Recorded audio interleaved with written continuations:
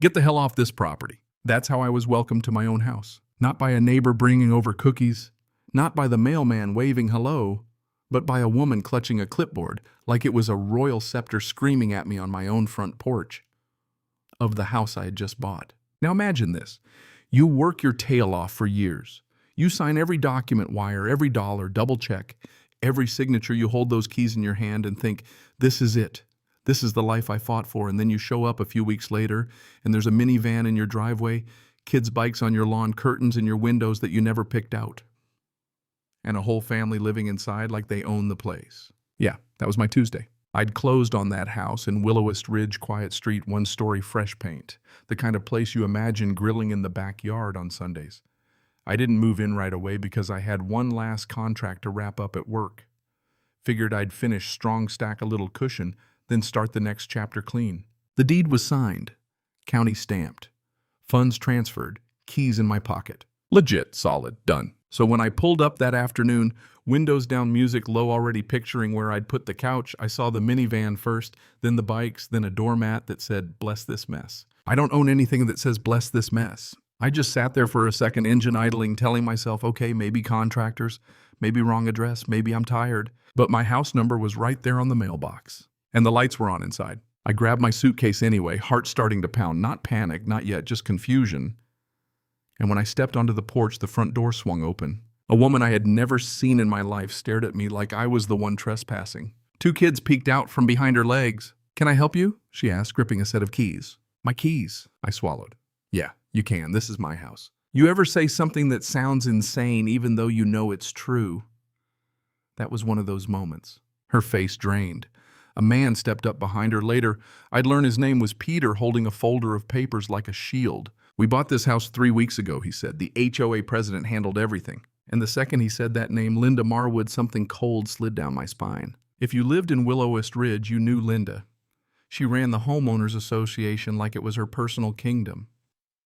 Rules about grass height, mailbox, color, what kind of blinds you could install.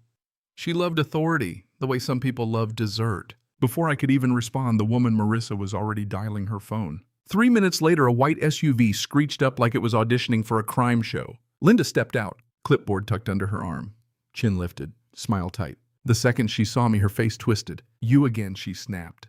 "I already told these homeowners someone like you couldn't possibly own this property. Someone like you. You don't have to be a genius to decode that." I felt heat crawl up my neck, but I kept my voice steady. "I bought this house legally." She waved me off like I was a fly. "Officers will handle you." And just like that, she dialed 911 loud enough for the whole street to hear, reporting an intruder refusing to leave. An intruder, on my own porch. Sirens rolled in not long after.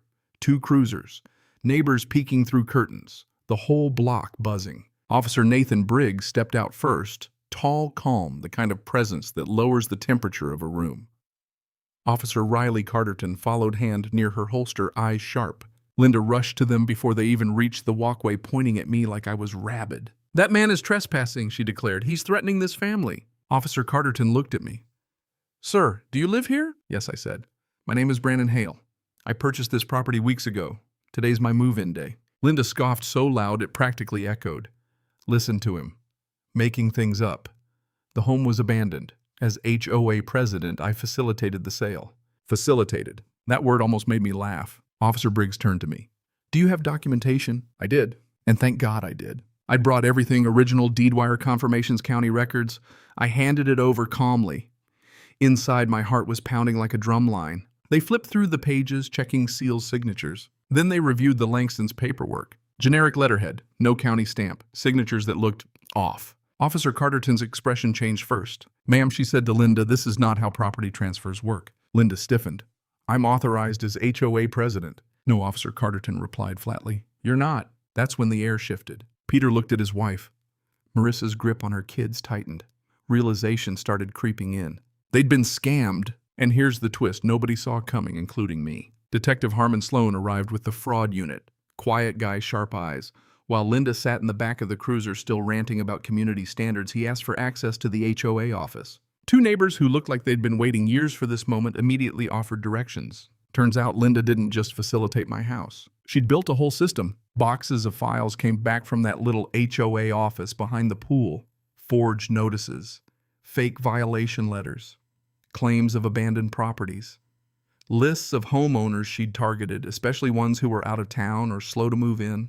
It wasn't random. It was organized. Detective Sloan flipped through the stack and muttered, "This isn't her first time." Linda went silent for the first time that day. The Langstons sat on my porch, and Marissa started crying. "We paid her our savings," Peter said, voice shaking. "Everything. And here's the thing, I could have been angry at them. Could have blamed them for being inside my house.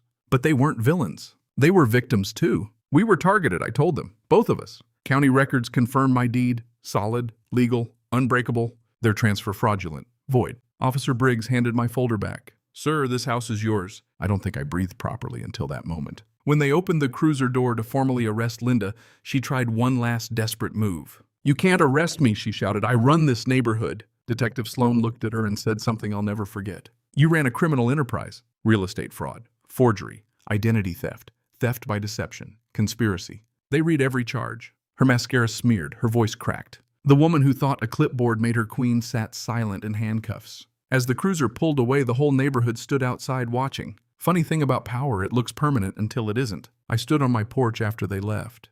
The evening air felt different. Lighter. The Langstons were already speaking with officers about restitution. The state would step in, they'd get their money back. It would take time, but they weren't ruined. And me, I finally unlocked my front door. The click of that lock was the sweetest sound I'd heard all year. Inside it still smelled like fresh paint. Empty rooms, quiet walls. I set my suitcase down in the living room and just stood there. You know what hit me hardest? Not the anger, not even the racism. It was how easily people trust authority. A title, a clipboard, a confident voice, and folks assume legitimacy. Linda didn't just steal property. She weaponized perception. She relied on the idea that nobody would question her, that someone like me wouldn't push back, that the system would shrug. And here's the lesson I didn't expect to learn sometimes. Justice doesn't show up because the system is perfect. It shows up because someone refuses to leave their own porch. If I had turned around that day, if I'd thought this is too messy, too humiliating, too exhausting, she might have done it again and again. Standing your ground isn't glamorous. It's uncomfortable. It's loud. It puts you in the spotlight when you didn't ask for it, but it matters. The next morning, I moved in for real. Neighbors came by, some apologetic, some embarrassed, some suddenly very friendly. Funny how that works. The Langstons sent a note a few weeks later. They found another place. Safer. Legitimate. They thanked me for not treating them like enemies. And Linda, last I heard, she wasn't running anything anymore except her mouth in a courtroom. Karma doesn't always move fast. But when it moves, it moves. So here's my question for you. If someone with a title, a badge, a board position, whatever it is, tells you something that feels wrong, do you automatically believe them? Or do you ask to see the paperwork? Where's the line between respecting authority and surrendering your common sense? I'd love to hear what you think. Have you ever had someone try to bully you out of what was rightfully yours?